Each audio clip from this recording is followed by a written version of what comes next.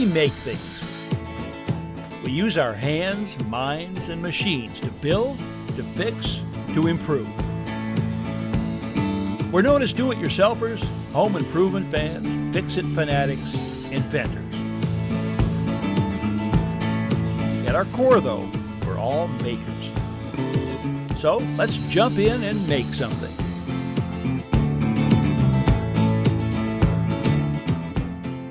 Hi, I'm Ron Hazelton. Welcome to the show. Today we're going to turn a rather unattractive fireplace into a handsome focal point for the room.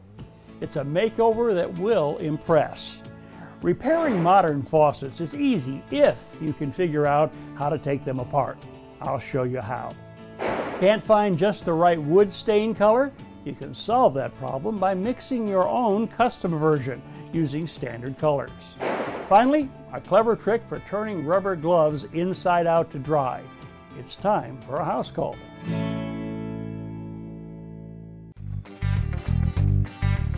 San Francisco is the city of contrast. In addition to its modern skyline, it's home to thousands of ornate Victorian homes that have survived earthquakes, fires, and America's constant push to bulldoze its past. Today's house call takes me to the nearby oceanfront suburb of Pacifica. I'm headed to this 45-year-old ranch house, home to 3-year-old Jeremy Chang Yu and his parents, Jason and Grace. Grace, a university sociologist, and Jason, a statistician, are first-time homeowners. While they may be short on experience, they're long on enthusiasm and eager to bring some style to their home, starting with this fireplace. I'm here to help.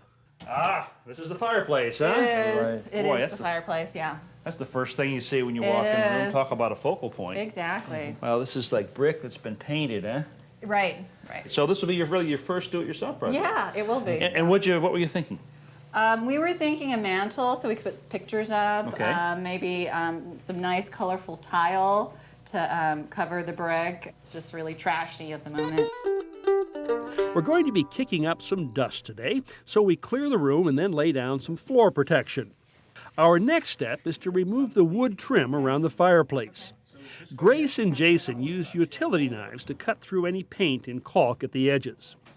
So here's what we're going to do, guys. This is a pry bar. I want you to come in here like this. Okay? Okay. I'm going to tap this in. Grace, now push down on that. We remove the trim with pry bar. I insert a wide putty knife between the pry bar and the wall to keep from damaging the plaster. 1, 2, 3. Well, it's time to prepare this brick right now. We've got this paint on here. We've got a lot of soot up here. I want to remove the loose paint and kind of roughen the surface up a little bit so that the mortar we're going to put on later will have a way of sticking, all right? And to do that, we're going to use this tool. This is a grinder. It's outfitted with a brush. Grace and Jason rough up the bricks and use a vacuum to catch some of the dust. Next problem we want to deal with is this overhang right here. We want to remove this because for tile, this would just make it way too complicated and actually not that attractive. We cut the brick with a circular saw equipped with a diamond blade used for cutting stone or concrete. This time, however, the vacuum can't quite catch all the dust, so it's time to get creative. You know, that dust was just way too much for the house. So what we've done is we've kind of made a tent over here, but then this is like a tunnel, see? Yeah. And down at the end over here, we've got the fan. The fan is turned outward, so it's blowing air out that way. My theory is that it will, as we cut, it'll suck air down the chimney and take the dust and carry it right down the tunnel here and out the door. Jason and I resume cutting, and I gotta say, my solution is a bona fide success. Inside the tent, though, it's still dusty. So, as soon as Jason and I finish, we're going to move outside, not only for a breath of fresh air, but to begin staining our mantle. This is called a natural stain. It's not going to put very much color in here. Just going to bring a little bit more of the natural colors of the wood out. Jason and Grace apply the stain with foam brushes, working from the top to the bottom of each piece. Once we've coated each piece with stain, we wipe off all the excess on the surface. Leaving our stain to dry, we move back inside to determine the layout of our tiles. First, we locate and mark the center of the firebox. Next, we use a couple of 2x4s to create a temporary ledge that will support the vertical tiles while the mortar, which we'll apply shortly, dries. Let's say we decided to put the first tile right on that line. When we got over here, we're going to be putting in a fairly narrow piece of tile. I'm not too crazy about that. But when we center the joint formed by the first two tiles directly on the center line, we end up with nearly full tiles on each end. Now we are going to have to cut these down, but my vote would be for a layout more like this. Yeah. Jason, what do you think? I'll go for this one. Next, it's back outside for one of my favorite parts of tiling. The mixing of the thin set. Okay, great. This is the mortar that we're going to use to attach the tiles to the surface of the brick. Okay. Instead of water, we use an acrylic additive with the thin set, which will make the mortar bond a lot stronger. Just a mixer on the end of a drill right here. Okay. All right, Jason, if you could pick up the mortar and start to pour some of that in there. Slowly? Kind of slowly. Is that your idea of slowly? You can kind of move it up and down a little bit. Like mixing like dough or something. Yeah, it's like pancake batter. Oh, exactly like pancake batter. We make milkshakes in this. Anytime we're mixing up mortar, we have to do what's called letting it slake, which Okay. means just rest and the chemicals and kind of combine, the water combines with the materials in here. While it slakes, we slack. Well, slaking only takes 10 minutes, so our break is short. Some of our thin set, what a nice job you guys did. Look at that, isn't that beautiful? Yeah. And we're just going to fill up, using a margin trowel, we're just going to fill up the joints here. We fill the joints in one section of the fireplace at a time. Next, we apply mortar to the back of each tile. Then use a notch trowel to create these ridges, which ensure that the mortar is uniformly thick over the entire back of the tile. Now, with the first full tiles in place, we're ready for some tile cutting. Now, there's more than one way to cut a tile.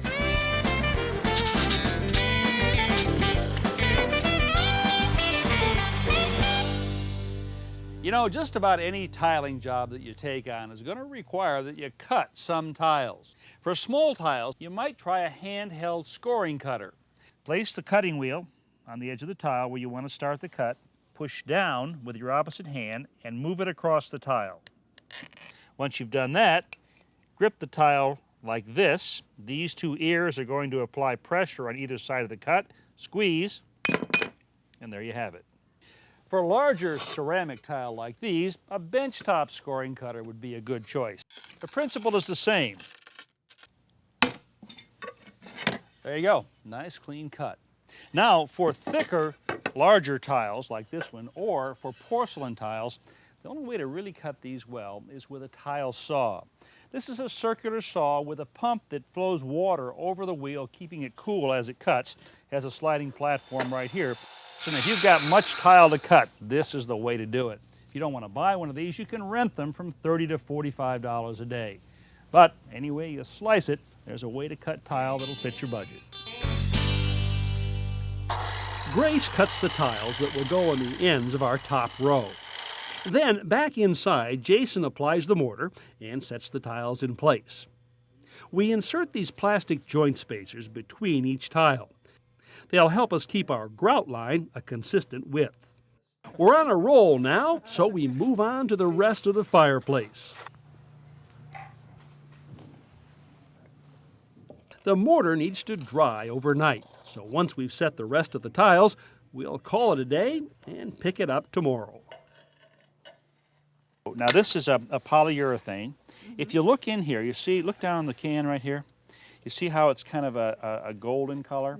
It's going to impart a little bit of color to this just because of the color of the finish. We apply the finish coat in the same manner we applied the stain.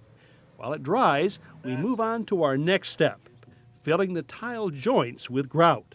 Grout is another form of cement or mortar. Okay. This comes in colors. I've got gray right here, you can see, which I think is going to look pretty nice with that dark green. Is that all right with you? Oh yeah, that'll go really well. Okay. We're careful to mix the grout consistently. We want to avoid starting and stopping and over-mixing it. Just enough mixing to get things thoroughly blended and smooth. Grout is ready. This is a grout float. It's sponge rubber. got kind of a white rubber bottom on it. And we're going to use this two ways. We're going to get some of this material on here like this, and we're going to actually use the grout to push this into the joints like this. Oh, neat. Once we get the joint filled up, we're going to come back and tip this up on edge and kind of rake off the excess. And we're going to do it on a sort of a diagonal move. I'll fill that up. After filling the joints, we wipe the excess grout from the face of the tile with grout sponges. Now these are We grout. wring most of the water out and use light pressure, being careful not to pull grout out of the joint. Okay, now for the fun part. Go ahead and put the legs up there. Okay. Put the bottom of the leg right up next to the tile, Okay. and then push it up next to the wall. Okay. All right. Now, Grace, I'm going to come in here. Okay. We want to see if this is plumb or vertical. Once we're plumb, Grace draws a line along the outside of the mantle leg. Jason does the same on his side. All right, guys. Now you notice that right here, this is 3/4 of an inch thick. So we're going to draw a line parallel to this one, 3/4 of an inch inside of this. Okay. All right. Now this is called a cleat. Actually, it's a piece of 2x2, but it's going to serve as a cleat. So that mark that I put 3/4 of an inch inside. That's where I want you to put the edge of your board on that. Okay. We drill a couple of clearance holes through each cleat, then drive in screws to secure them in place. All right. So we're going to put the leg right here over the cleat. You see how it's open on the inside. And I'll get this in position. And then what I'd like you to do is put about 4 nails, about an inch or so out from the wall there. With the two legs in place, I carefully squeeze some construction adhesive along the inner ledge of each one. The adhesive will secure the mantle skirt, which we'll drop in place next. All right, now here is the mantle cap. Okay. So we're going to just set this right up on top. Should drop right on there. That's great. That's it in position. Yeah, it's pretty. Okay. Now hold it there for just 1 second. Okay. I'm going to take this pencil and draw a line around down here. We'll attach the mantle cap in much the same way we did the legs. First, we screw a cleat into the wall studs, add some adhesive, Let it come down. and then nail the mantle cap to the cleat with finish nails. Next, we nail the mantle feet into place. And after adding a few accessories, our makeover is complete. I could definitely sit down in front of this fireplace and enjoy myself. Oh, yeah. Huh? We could too. It's transformed, and we were part of the transformation, and that's the amazing thing, because I never thought we could be part of something like this. I always thought, you have to hire out, but we did it. We did it on our own, and that's kind of the amazing thing. Well, a fireplace can't help but be the focal point of almost any room. And if it's an eyesore like this one used to be, it can bring the whole room down. But with the right tools and a little bit of know-how, a fireplace makeover can make home and hearth feel warm and cozy. I'm Brian Kelsey. Welcome to HouseCalls. Join us as we tackle some great home projects, as well as look back at favorites from Ron Hazelton on HouseCalls. There's nothing more annoying than a dripping faucet, but that drip is fairly easy to fix, especially on newer faucets. That is, of course, if you can figure out how to take the faucet apart. Faucet handles are nearly always attached to the valve stems with screws. Often, though, these screws are not visible. In this case, they're hidden beneath these decorative caps, which can be pried off with a knife. Once the screws are exposed, they can be removed with a screwdriver by turning them counterclockwise.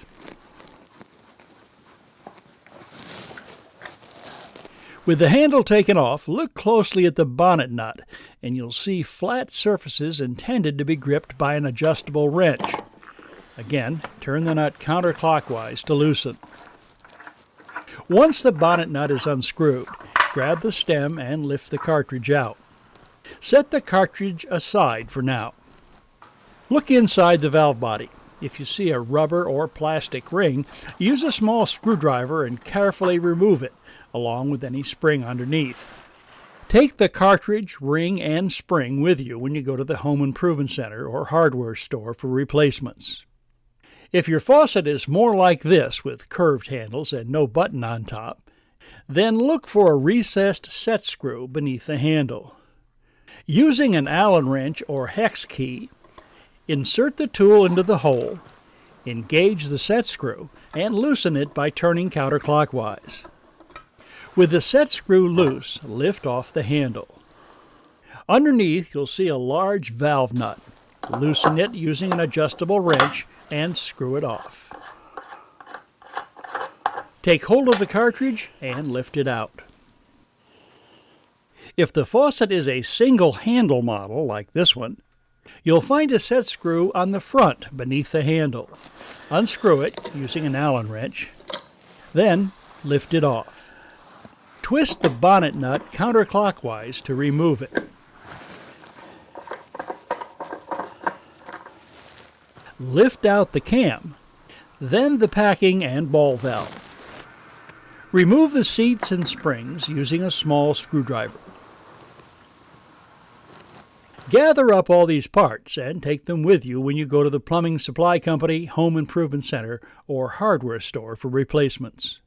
One tip here, you might want to use your cell phone camera to photograph a faucet as you take it apart. That'll help you remember how to put it back together. Well, there you have it. 3 faucets and 3 ways to take them apart.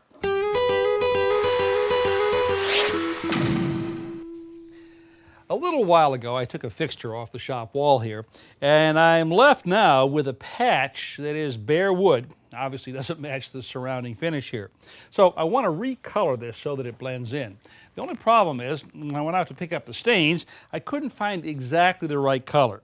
So what I did is I picked out 2. This one, it's primarily yellow, and this one, which is a lot more red. By intermixing these 2, I should be able to come up with an exact match. Pigmented stains like these always need to be stirred thoroughly because the coloring agents tend to settle to the bottom. A baby syringe is the perfect tool for transferring small amounts to a mixing container. I add first one color and then the other until it looks about right. So I've got 2 parts of the more yellow stain and 1 part of the more red. Let's see how this looks here. Well, that's not bad. It's just a little bit too red. So all I'm going to do is go back over here, go to the more yellow stain, and put a little bit more of that in.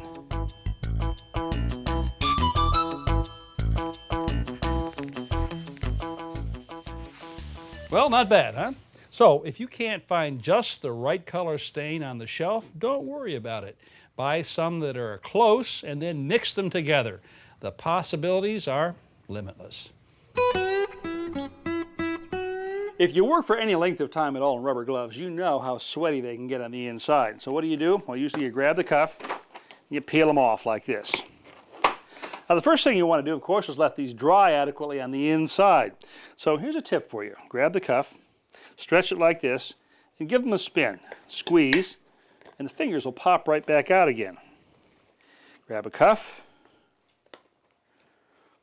stretch it, spin, and squeeze. Now once the gloves have dried on the inside, here's a really clever way to turn them right side out again. Start by doing this,